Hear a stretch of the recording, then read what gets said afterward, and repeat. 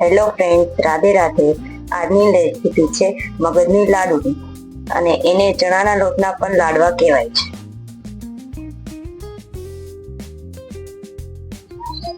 મગજની લાડુડી બનાવવા માટેના ઇન્ગ્રેડિયન્ટ જેમાં છે ચણાનો લોટ, દળેલી ખાંડ, ઘી અને એલચીનો પાવડર. મેં અહીંયા ચણાના લાડુ બનાવવા માટે અહીંયા લોયું ગરમ કરવા મૂકી દીધું છે. તમે જોઈ શકો છો. તો હવે હું એમાં નાખીશ ઘી.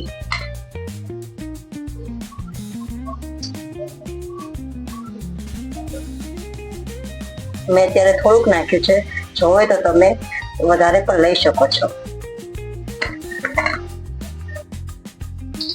તમે જોઈ શકો છો ઘી ગરમ થઈ ગયું છે. તો હું હવે એમાં નાખી ચણાનો લોટ.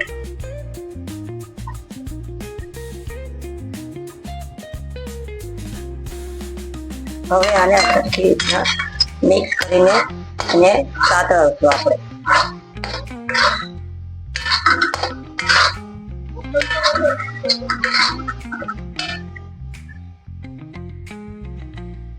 તમે જોઈ શકો છો મિક્સ કરી દીધું છે. હવે આને થોડુંક છે ને આપણે સાતળશું, ચાર લગ્યા થોડુંક ગોલ્ડન બ્રાઉન લોટ ના છે ત્યાં સુધી. આ ગોલ્ડન બ્રાઉન થાય ને એટલે એનો સ્વાદ બહુ સારો આવે છે. એટલે આને આપણે થોડુંક ગોલ્ડન બ્રાઉન થાય, આને આપણે સતત ચલાવતા રહીશું, કારણ કે નીચેથી એની દાળ ના બેસી જાય એના માટે. તમે જોઈ શકો છો ગોલ્ડન બ્રાઉન થઈ ગયું છે. તો હવે હું એમાં નાખી એલચીનો પાવડર.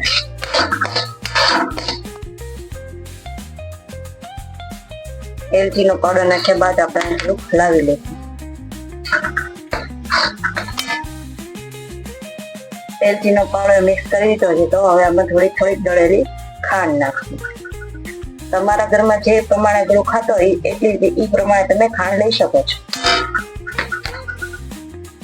હવે આને આપણે મિક્સ કરી દઈશું.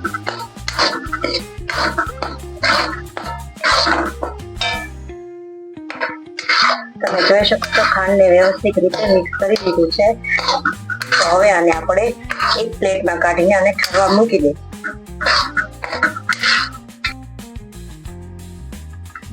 આને ઠરવા મૂકી દીધું છે. પછી આ ઠરી જાય એટલે આપણે તરત આના લાડુ બનાવી લઈશું.